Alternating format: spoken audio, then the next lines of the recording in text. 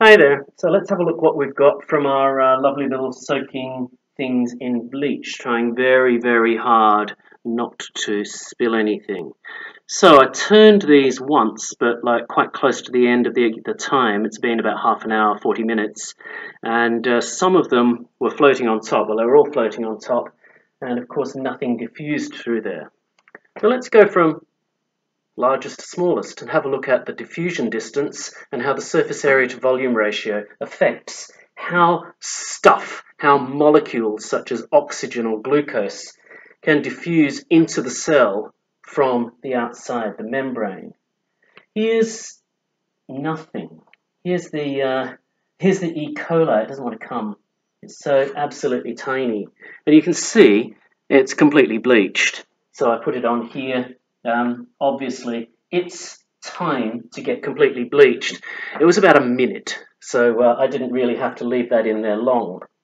Then we look at the cell that's a bit like fungal mycelium, like the little hair stuff that fungi use to get water out of rocks. And you can see, I don't have to cut it, you can see that the diffusion distance was very, very short. It's around about 0.5 millimeter, and also that finished diffusing everything through, except that little bit that was floating on the top that just didn't. The next one is the liver fluke, so I can't find it. Here we go. So the one that is kind of flat, like a liver fluke, like a parasitic flatworm that lives in your liver, which is a good name for it, and absorbs by diffusion the food molecules that you use. So if I cut that, then it's pretty clear. There is a tiny little bit in the middle where it hasn't reached.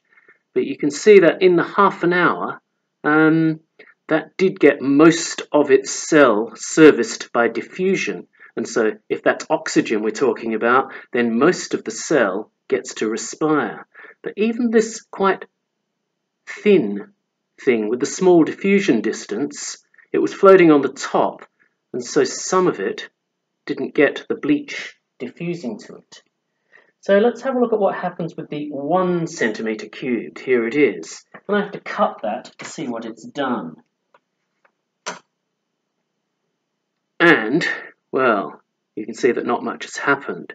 So I'm going to let them diffuse for another half hour or hour, depending on how long I'm here, and we'll see what happens at the end of that time.